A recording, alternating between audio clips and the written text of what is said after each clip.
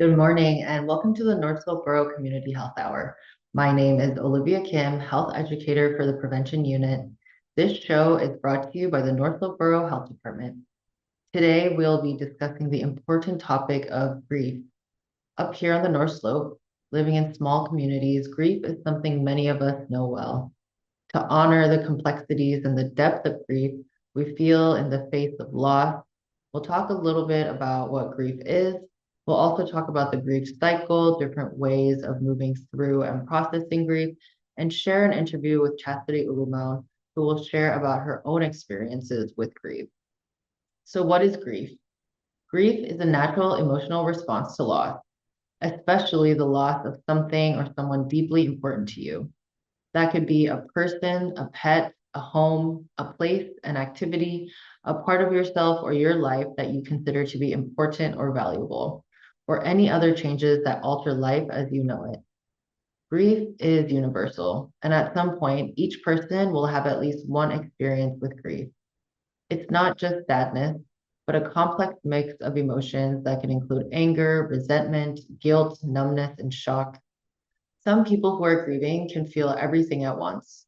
For others, it comes in waves. Grief comes and goes unexpectedly, even long after the loss. It could be years after losing a loved one where you feel a sense of grief returning. Grief often changes how people see the world, themselves, and their relationships. It is not something to get over, but something people learn to live with. Grief is very personal. It's not linear, and the way we experience grief cannot be put into a neat little descriptive box. It doesn't follow timelines or schedules, and while each of us grieves differently, there are some commonalities in the stages of feelings we experience during grief. These stages are called the grief cycle. Today, I'll walk you through the different stages and share examples of thoughts that may come up during them. The first stage is denial. Being in denial sounds like, this can't be happening to me. She'll be back tomorrow, or they can't be gone. The next stage is anger. Being in anger sounds like, they'll regret doing this. I hate them for this. How could God let this happen? Next is bargaining, which sounds like, if only I had spent more time, done this sooner, called her that night.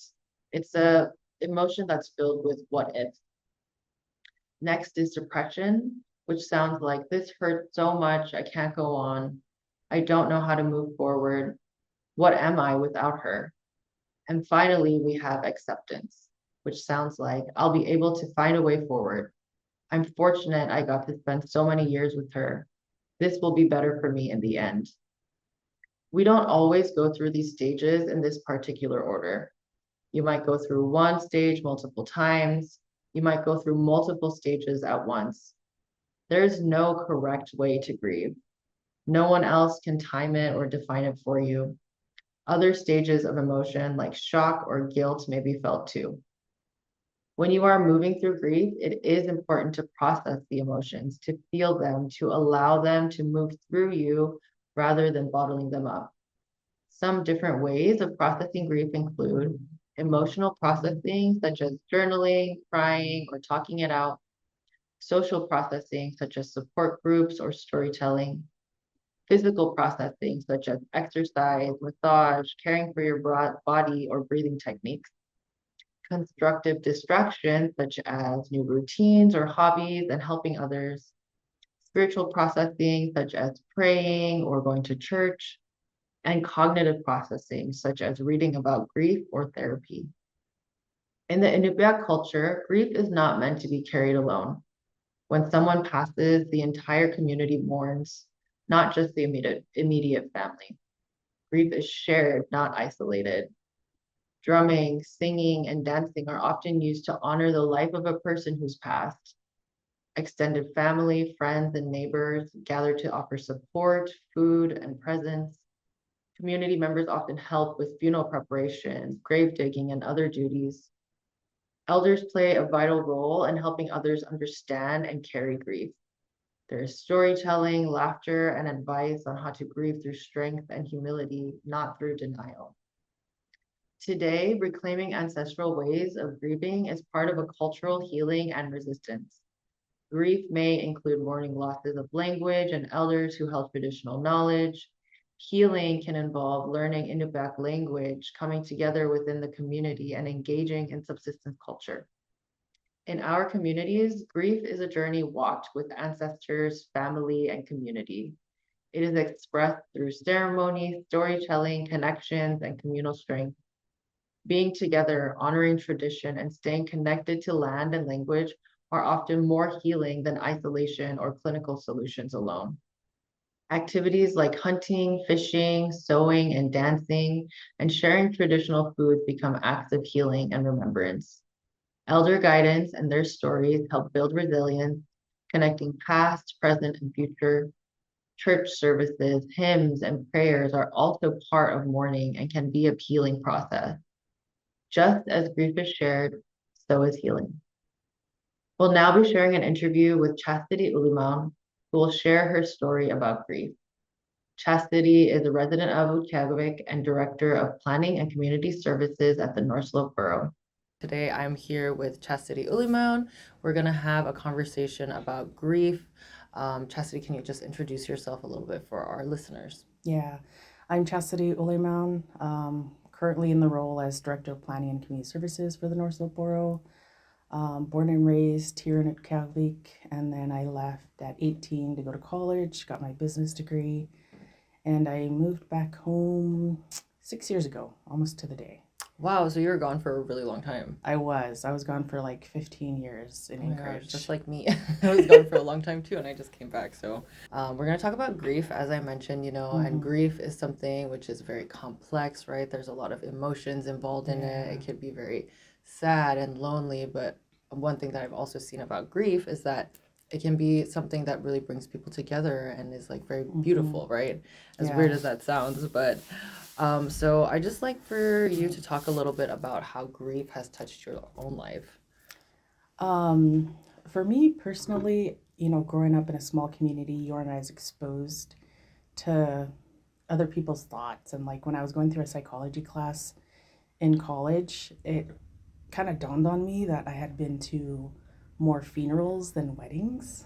And so like going through those classes made me understand that I probably should work on myself a little bit just because of that, because we're so small knit, right?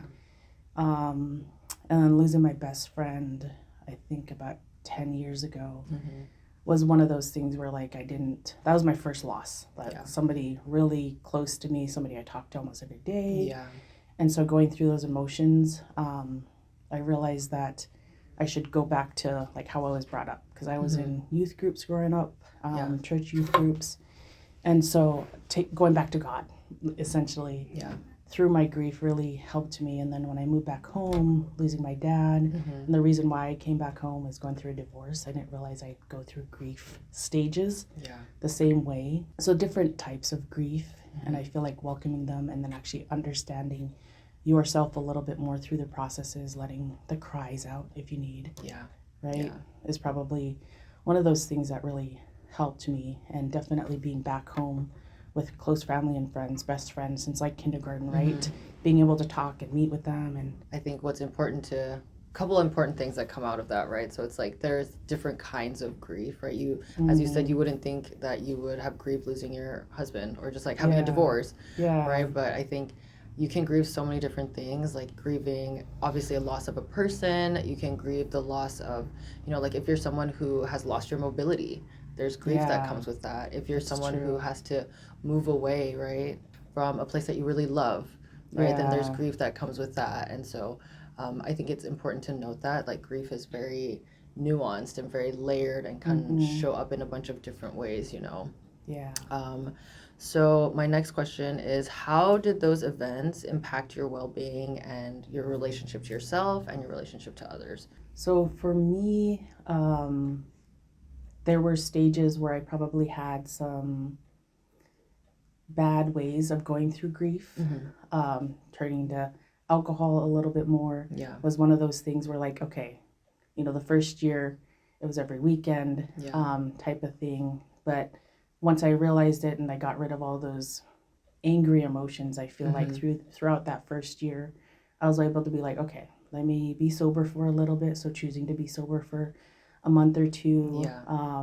really helped me understand who I am as a person and be able to actually feel those feelings versus um, making them just disappear. Yeah. Type Yeah. of thing.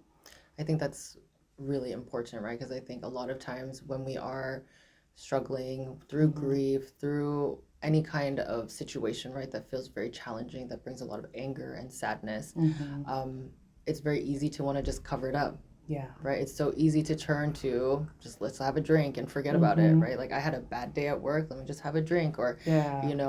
I lost someone close to me, let me just have a drink. I think that's Mm-hmm. it's like such a normal reaction Yeah. to try to cover it up. And I think being able to allow yourself to like feel those angry feelings Mm-hmm. is actually such a courageous act, right? Yeah. Because it's scary and Yeah. we don't always want to look at ourselves. Yeah. And so um, I guess my next question, kind of based off of that, was what were some of the challenges, that came up for you when you told yourself, okay, I'm going to be sober now, I'm going to actually let myself feel my anger? What kinds of challenges came up for you in that experience? Um, One thing was I was noticing I was kind of isolating myself a little Mm-hmm. bit more, but then also I was getting rest at home. Yeah. So, like, I wouldn't visit with friends all the time, Mm-hmm. but I had that self reflection time, going through and actually feeling all the emotions Yeah. that I needed to, even when it was anger.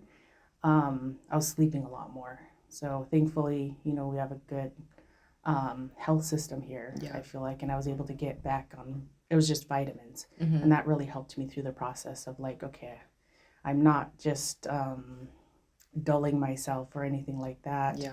Not being, it's okay to not be social, Yeah. right? Yeah, of And in those course. social environments as I'm going through these feelings. Right. Everyone Mm-hmm. feels grief differently. Everyone needs different things at different stages. And I think being able to honor the fact that, okay, I just need to spend some time alone with Mm-hmm. myself and get some rest, right? Yeah. And rest, I think, and sleep is one of the best things that you Mm-hmm. could do for yourself when you are going through hard times, because when you are sleeping, it allows the body to just like process the emotions, to let it move Yeah. through. So you talked about, right, the different feelings that you were feeling in the grief Mm-hmm. process. So, can you talk a little bit more about what your emotional journey was like, and if there were any specific thoughts that came up like frequently during that time? Anger was probably one of those things where like I didn't know how to tackle it. Yeah. So I would get upset over past things going on, Mm-hmm. right? Yeah. Um, and just being able to let that anger out, Yeah. even if it was driving somewhere and just yelling outside for a Yeah. little bit, Yeah. getting through that process. Um, and then after a while, when I realized, okay, I just need to lean on God, and then just Mm-hmm. making my own little routine. Yeah. So, like, as I was not being as social, I made sure 10 p.m. every day on my phone, I had Mm-hmm. an alarm. Hey, get ready for bed. Yeah. So I was at home every evening at 10 p.m. during the work week just so I could be focused on work during the day, but Yeah. then also have that me time for myself, and then also relying on God. So, Yeah. like, the Bible app really helped me out Mm-hmm. with kind of keeping my schedule. And so, first thing in the morning, my first alarm is like, hey, read the word of the day Yeah. type of thing, or the verse of the day. And then going through some of the devotions, Mm-hmm. even if it was just for like 3 days, just Yeah. making sure I had some type of set schedule Mm-hmm. really helped me emotionally grieve and then also feel everything that I needed to, and then also uplift me because that's one thing I needed. One other thing is like on the 5-10 minute drive to work Yeah. is making sure I listen to worship music. Yeah. Back to what I did as a kid, right? To make sure I'm surrounded by positivity as I'm going through all of these Yeah. emotions. Yeah. I think that's really important, right? To have something to ground you in the sense of like, yes, I'm feeling so angry. Yes, I'm feeling the weight of this loss, but there is still like joy in the Yeah. world, right? Like I can still find joy. I can still find Mm-hmm. peace, and having those, I guess, like support systems. So in this case, like your devotionals, your worship music, and just turning to God was a huge support system for you, Mm-hmm. right? Yeah, So being able to definitely. find those support systems, I think, is really important. And did you have any other support systems? Yeah, definitely over, I never thought I'd say this, but my mom definitely became my best friend. being back home. Yeah. Just being there to support her through the loss of my dad. Yeah. You know, and so one thing we love to do is just go out to lunch. Yeah. Almost every other day. Yeah. Type I of see thing. you guys all the time at lunch. Yes. Yeah, and then so we can have those conversations, have those reflections of, oh yeah, this is Dad's favorite one. Let's have it today. You know, just to Aw. remember our dad and that, or Yeah. talk about, hey, you know, let's go visit him Yeah. after work during Yeah. that lunch hour. Is really yeah, she's definitely been my support system. She was my biggest supporter, especially through my divorce. And you had also talked about how, you know, coming back home, being back around your friends, and just being Yeah. back around the place that you grew up, how that was helpful for you as Yeah. well. Yep, my best friends, I have three. Well, I think I have a lot more best friends than that, but three of them, Tracy, Ruby, and Stephanie, definitely grounded me. Yeah. And then being able to go to finally go through their birthdays for their kids and the birthdays with them and Yeah. celebrating them, being back home really helped me. Being an auntie and like having returnables come and visit me too, Yeah. really helped me with emotions just because it brought happiness. Yeah. Yeah. There's something so special and unique about the bonds that are created here, right? From growing up here, like growing up with the same group of people your entire Yeah. life, and like moving through school with them, moving through all these like very important like life events, right? And I think that really creates a special bond. Yeah. And as someone, you know, who has also left Borough for a really long time and traveled and done all these things, like returning back home does feel so special because there's like a different kind of support, I think, that is hard to find outside, Yeah. right? That's true. And that's especially with your career. Yeah. Like even just people stopping you at the store, hey, you're doing really well in the work amazing. that you do at your job. Yeah. And I'm like, okay, thanks. I'm gonna go cry real quick. But yeah, Yeah. definitely a strong support system with your aunts, uncles, auntas, adadas, Yeah. nieces, cousins. Yeah. Right. It was something. And then just being able to hone in back into my culture, I think is one of those things that helped me through the grief. I'm taking classes like one or two at a time in the Inupiaq studies at Ilisavik so that I can learn my language back. That's amazing.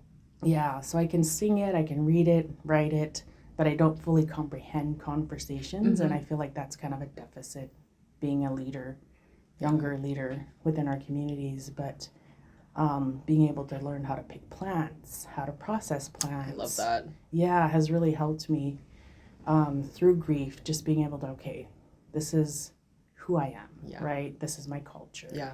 And even though that I'm older, or I feel older, being able to actually learn for the first time. Yeah. You know, I'm looking forward to continuing to learn. Like one of my next goals is to kind of go hunting with my brother because I never did do that growing up. Yeah. And he's been the provider for our family our whole lives. Maybe I can catch my first tutu, right? That would be My first amazing. ivet. That would be amazing. So yeah. Yeah. And just kind of, I think if I have that one-on-one with my brother, it'll help both of us, you know, as siblings. Yeah, of course. So, because he got taught by your dad, right? And that could be like another way for you guys to connect with your dad, right? And honor his memory even though he's passed. Yeah. And I think definitely. that's a really beautiful thing, right? That there are so many ways that even though someone is no longer here, you can find ways to honor their memory, honor their spirit, right? By connecting with things that they like, connecting with things that they love, that they did. And I think culture definitely plays a big part in it, right? Yeah. And one thing that you said, which really stood out to me, was like, you know, connecting back to your culture really helps you to understand this is who I am. When we're grieving, I feel like your whole world gets turned upside down. Yeah. You're like, who am I? Yeah. What is my place in the world? What does anything mean? Right? And I think that's an important thing for people to acknowledge, that connecting back to your roots, connecting back to your culture, your family, is a great support system as well. Yes, definitely. And I also think in terms of grief in our community, right? Grief is something that we all know about. And as you said earlier, you've been to more funerals than you have been to weddings. Yeah. Right? And I think a beautiful thing about our community is that even when we do have these like events, these like painful events taking place, there is such a level of community support and community care. And yes, you know, your heart is broken over something, but you're still going to laugh with the people around you, and you're still going to sing songs, and you're still going to find ways to turn that grief into something which feels less heavy almost, if that makes sense. Yep, Yeah. that's true. Okay, the next question. So we talked a little bit about where you found support and how it helped you to move past your grief. Um, are there any lessons that you learned from your experiences with grief? Yeah, I think trying to do an outlet that is negative um, was one of those ones where it was like, okay, this is not the route I should be going. Yeah. Let me hone in, let me go back to my roots is one thing that helped me through that. I want to go back a little bit to, your experience, I guess, like living out of Barrow for a really long time. When you did move away, was there any level of grief that you felt from leaving home, or were you just like very ready to go? Or were there times where you grieved home, right? Like you missed home, you missed the foods, you missed the people. Yeah, I definitely did go through grief. I think the first couple of years I was more excited to live in the city. Yeah. Right? So I didn't fully feel any of the grief. But then after those first 2 years, there were instances like being able to go to Quebec or 4th of July games, Christmas games, not being able to do those types of events really kind of hit me hard in my early 20s and realizing, okay, let me find a better way to go through this grief of not being back home, not being able to support family if there was a funeral, right? Because then it costs an arm and a leg to come back home, right? Sometimes. And so creating your own community is one thing I didn't realize I was missing through that grieving process because we have such a strong community involvement here. And then having to create my own community in the big city and having those friends, like lifelong college friends that I still talk to these days. And I was like, okay, I got to accept them as my family. They're not just my friends. Right? And making sure I do have some type of support system in the big city to be able to thrive. And what I wanted to do is get my degree.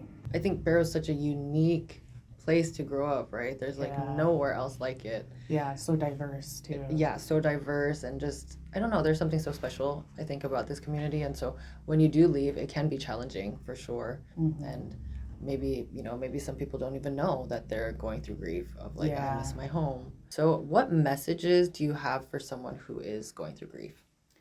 My biggest one is it took me a while to actually want to feel my feelings.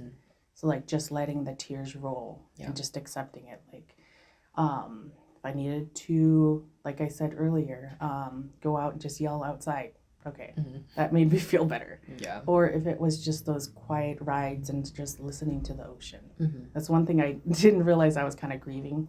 Living in a bigger city is like the waves in the ocean in the fall time. It's just like this beautiful calming sound. Yeah. And so going through that was one thing that helped me as well. Yeah, I agree with the ocean. It's like I grew up 5 minutes from the ocean, like my entire life. Yeah. And then I remember when I was living in a different country too, there was no ocean. And it was just like a weird feeling for me to realize like, wow, the ocean is not by me for the first time ever. And me too, like always when I was younger, I would always go to the beach, whether it's like 3 in the morning or I love to go to the beach at like 3 or 4 in the morning because it's the quietest, right? And you just sit down and listen to the waves, and it is so peaceful and so soothing, and it also like connects you back to yourself in a way. I think like as you talked about the culture, how the culture brings you back to yourself, but also I feel like the land too, right? Connecting with the land as well is a way to bring you back to yourself. Yeah, that's one thing I love about my job is being able to travel to all of our communities, because before I came back home I hadn't been to all of them. I'd been to like 3 or 4 of them, but not all 8 or 7 of the outlying communities. And being able to experience their culture, see how we're a little bit different in Quebec style. Like this side does a little bit more fasting, fast drumming, and this side does a little bit slower, and then the dialect change, and really being able to connect with all the community members across the North Slope has been great. Is there anything that you would like to share? Anything else that you would like to share?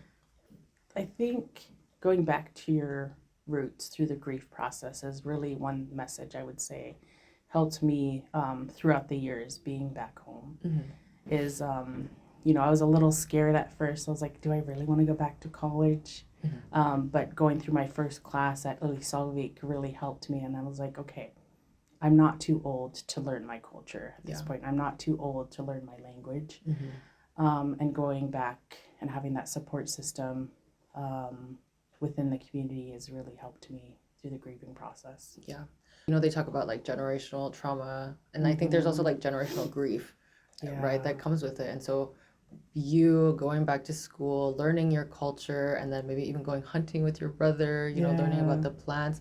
I think that is not only healing yourself, but it's like healing your whole Yeah. community too, and healing your That's ancestors. And that's true because my mom grew up not being allowed to Eskimo dance, yeah. and like I took Eskimo dance class I think just over a year ago, and Hmm. that was my first time Wow. learning how to sayun, so doing the Hmm. motion dances, and that was really healing because it was like, okay, breaking that generational trauma where she was convicted not to um, do actual songs and Yeah. sing and dance, and then being able to have that, like at Kivugak earlier this year, where the Hmm. mayor's staff Yeah. did the sayun as well during Hmm. that event was really healing. And I didn't realize it until after actually experiencing it. Yeah. And like you're dancing in front of people, because that's a little scary too. Yeah. If you just like only 1 year of actually dancing and Yeah. being in front of, thousands of people Hmm. within the community, it took me probably a good week. And I was like, wow, I just, let grief Yeah. kind of flow and kind of teared up rewatching some of those videos. But and I didn't realize it was healing then. Mhm. Yeah. I think, culture is so important, Mm-hmm. especially here where the culture is so rich and so deeply rooted into the Mm-hmm. community. We're definitely unique. I Yeah. agree. Yeah. And it is a pretty strong culture. There are, we still have to positively change some things too, but it's been, yeah, learning experience through the years, especially living in the big city. Like, okay, I do come from a strong culture, Hmm. and actually realizing that experiencing other cultures within Alaska, being in the bigger city, Yeah. was really something that was grounding for me. Something that I'm taking away from this conversation is that there are so many different ways to kind of support yourself Mm-hmm. through grief. There are many different kinds of grief, many Yeah. different ways to support yourself. And I think one thing that you said, which was really important, is to find that support, which is kind of more positive, Yeah. right? Rather than just turning to negative outlets, to Mm-hmm. turning to positive outlets. Because anger, right? Anger, Yeah. I think a lot of times in society, anger is kind of looked down upon, Yeah. right? They're like, don't feel your anger. You need to hide your Mm-hmm. anger, especially if you're a woman. They're like, don't feel angry. Yeah. But there's positive ways to let go of anger. Concerns about your day before this moment. Breathe in, breathe out, and release any worries or concerns about your day after this moment. Now allow your breathing to return to normal and just notice how you're feeling right now.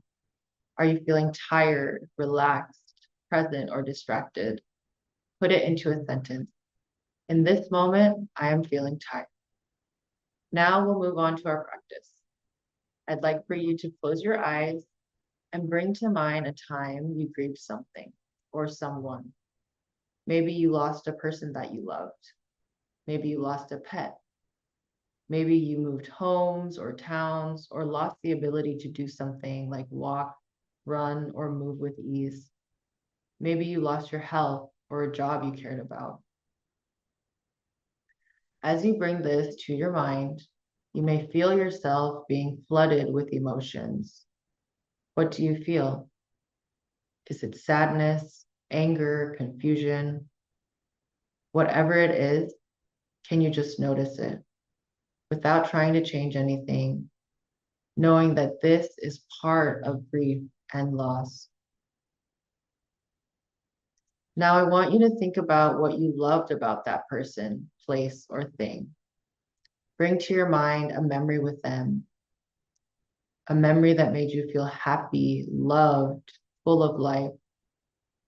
How does it feel now to bring that memory to your mind? Can you just sit with this memory and these feelings for a moment? And as you do, can you think of one thing you're grateful for related to this person, place, or thing? Maybe you're grateful for the time you got to spend together. Maybe you're grateful for the support they gave you, the laughs you shared together. Maybe you're grateful that they are no longer in pain. Maybe you're grateful for the things you learned in a specific place. Whatever it is, find that one thing and say it out loud. I am grateful for. Notice how it feels now to have moved from grief into joy, into gratitude. Can you describe it? Put a name to it? We'll take one more deep breath together, breathing in through the nose, then sighing it out. And whenever you feel ready, you can open your eyes. Thank you for moving through that practice with me.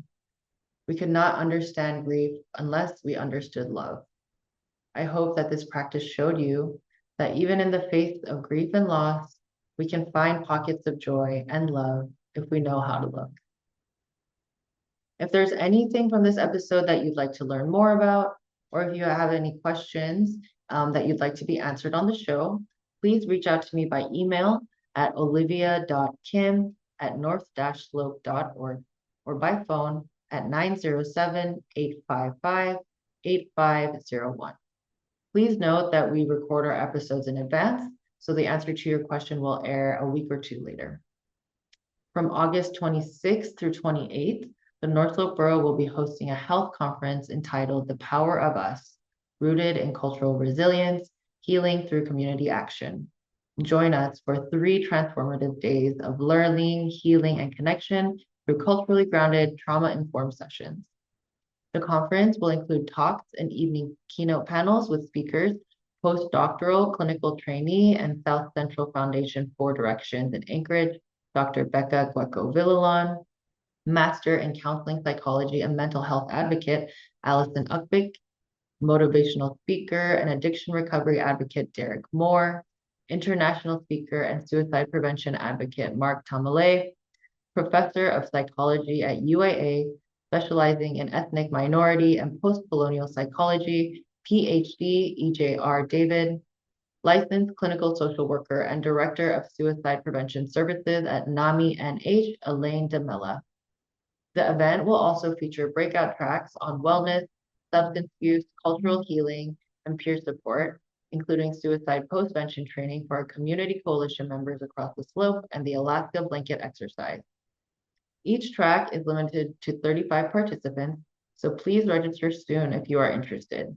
You can do so by scanning a QR code on our NSB Health and Social Services Facebook page or by contacting Rachel Amavai by email at rachel.amavai, that's AUMAVE @north-slope.org, or calling the prevention unit at 907-855-8501. We hope to see you there. Thank you so much for tuning into the show.